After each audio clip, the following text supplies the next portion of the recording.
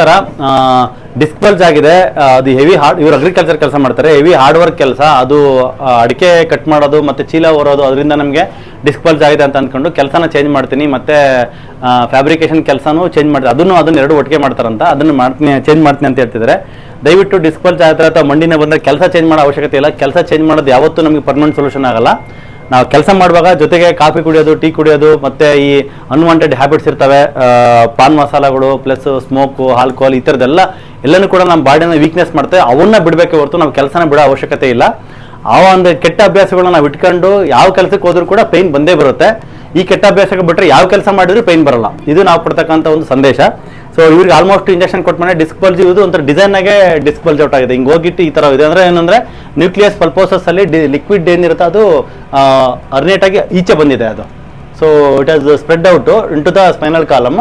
So ಅದಕ್ಕೆ ಅವ್ರಿಗೆ ಒಂದು ಆಲ್ಮೋಸ್ಟ್ ಇಂಜೆಕ್ಷನ್ಸ್ ಕೊಟ್ಮೇಲೆ 8% ಕಡಿಮೆ ಆಗಿತ್ತು ಸರ್. 70% ಕಡಿಮೆ ಆಗಿತ್ತು. ಒಂದು 3-4 ಡೇಸಿಂದ ಮತ್ತೆ ಒಂದು ಸ್ವಲ್ಪ ಪೈನ್ ಕಾಣಿಸ್ಕೊಂಡಿದೆ. ಅದಕ್ಕೆ ಅವ್ರಿಗೆ ಬೇರೆ ಟ್ರೀಟ್ಮೆಂಟ್ ಇವಾಗ ಸ್ಟಾರ್ಟ್ ಮಾಡಿದ್ದೀವಿ, ಸೆಕೆಂಡ್ ವಿಸಿಟು. ಸೊ ದಯವಿಟ್ಟು ಕೆಲಸ ಚೇಂಜ್ ಮಾಡೋ ಅವಶ್ಯಕತೆ ಇಲ್ಲ. ಕೆಲಸ ಚೇಂಜ್ ಮಾಡಬೇಡಿ. ಫ್ಯಾಬ್ರಿಕೇಶನ್ ಕೆಲಸನೂ ಚೇಂಜ್ ಮಾಡಬೇಡಿ, ಅಗ್ರಿಕಲ್ಚರ್ ಕೆಲಸನೂ ಚೇಂಜ್ ಮಾಡಬೇಡಿ.